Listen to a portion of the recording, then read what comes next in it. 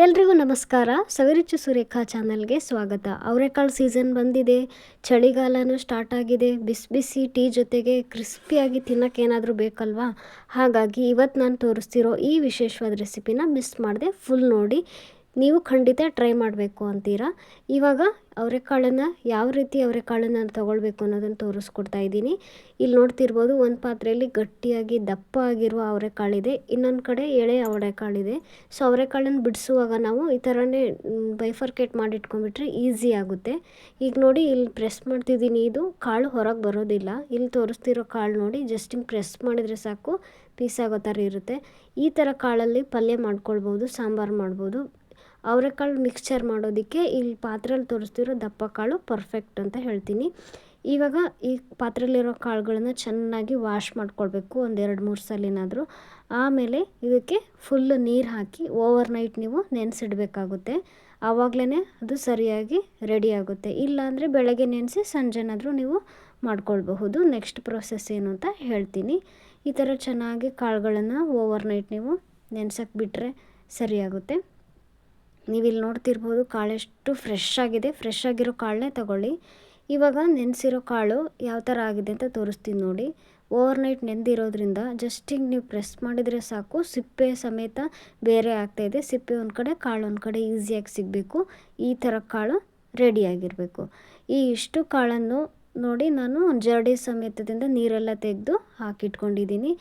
ಇಷ್ಟು ಕಾಳನ್ನು ಸಪ್ರೇಟ್ ಮಾಡಬೇಕಲ್ವ. ಇವಾಗ ಅಂದರೆ ಚಿಲ್ಕ್ಸೋದು ಅಂತ ಕರೀತಾರೆ. ಈ ಪ್ರೋಸೆಸ್ ಮಾಡೋಕ್ಕೆ ತುಂಬ ಟೈಮ್ ಹಿಡಿಯುತ್ತೆ. ಹಾಗಾಗಿ ಆರಾಮಾಗಿ ಕೂತ್ಕೊಂಡು ಮಾಡಿಕೊಂಡ್ರೆ ಒಳ್ಳೆಯದು.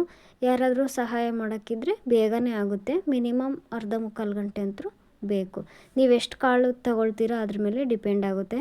ಒಟ್ಟಿನಲ್ಲಿ ಈ ಕರ್ಗಾಳು ಮಿಕ್ಸ್ಚರ್ ರೆಡಿ ಮಾಡೋದಕ್ಕೆ ಸ್ವಲ್ಪ ಟೈಮ್, ಪೇಷನ್ಸ್, ಇಂಟ್ರೆಸ್ಟು ಎಲ್ಲ ಬೇಕು.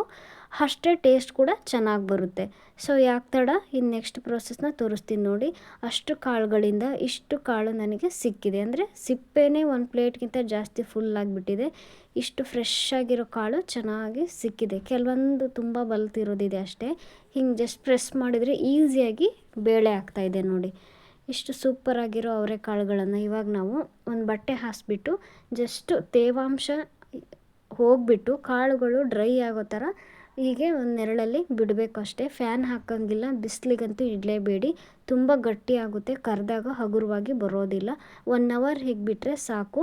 ಇವಾಗ ನೋಡಿ ತೋರಿಸ್ತಾ ಇದ್ದೀನಿ, ಎಷ್ಟು ಚೆನ್ನಾಗಿ ಡ್ರೈ ಆಗಿದೆ ಕಾಳು, ತೇವಾಂಶ ಎಲ್ಲ ಹೋಗಿದೆ. ಈ ಥರ ಕಾಟನ್ ಬಟ್ಟೆ ಅಥವಾ ಈ ಥರ ಒಂದು ತೆಳುವಾದ ಬಟ್ಟೆಯಲ್ಲಿ ನೀವು ಹಾಕಿಟ್ರೆ ಸಾಕು.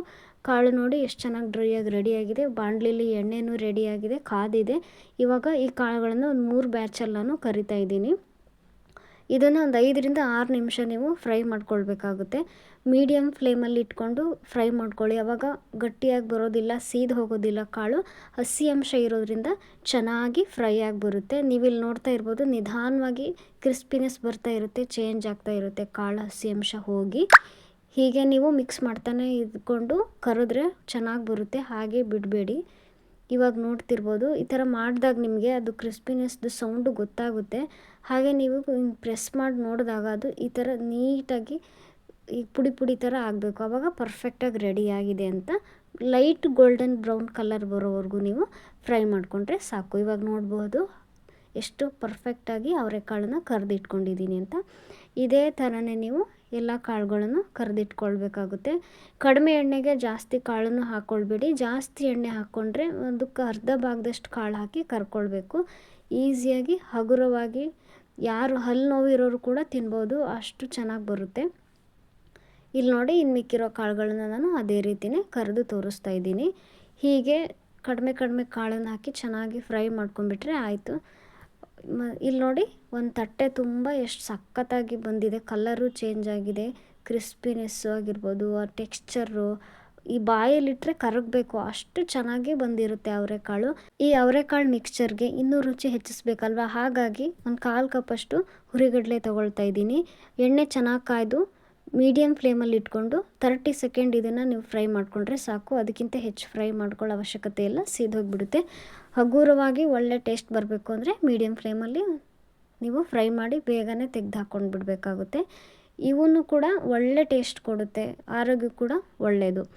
ಆಮೇಲೆ ಅರ್ಧ ಕಪ್ಪಷ್ಟು ಕಡಲೆಬೀಜ ತೊಗೊಂಡಿದ್ದೀನಿ. ಮೀಡಿಯಮ್ ಫ್ಲೇಮಲ್ಲಿ ಇದನ್ನು ಫ್ರೈ ಮಾಡ್ಕೊಳ್ಬೇಕಾಗುತ್ತೆ ನೀವು. ಯಾಕಂದರೆ ಅದು ಟೇಸ್ಟು ಹಾಗೆ ಬರಬೇಕು, ಪರ್ಫೆಕ್ಟ್ ಟೇಸ್ಟ್ ಬರಬೇಕು ಅಂದರೆ ಹೈ ಫ್ಲೇಮಲ್ಲಿ ಈ ಥರ ಕಾಳುಗಳನ್ನು ನೀವು ಫ್ರೈ ಮಾಡಬಾರ್ದು, ಸೀದು ಹೋಗುತ್ತೆ, ಒಳ್ಳೆ ಟೇಸ್ಟು ಬರೋದಿಲ್ಲ. ಹಾಗಾಗಿ ಒಂದು 2 ನಿಮಿಷನಾದರೂ ಮೀಡಿಯಮ್ ಫ್ಲೇಮಲ್ಲಿ ನೀವು ಫ್ರೈ ಮಾಡ್ಕೋಬೇಕು.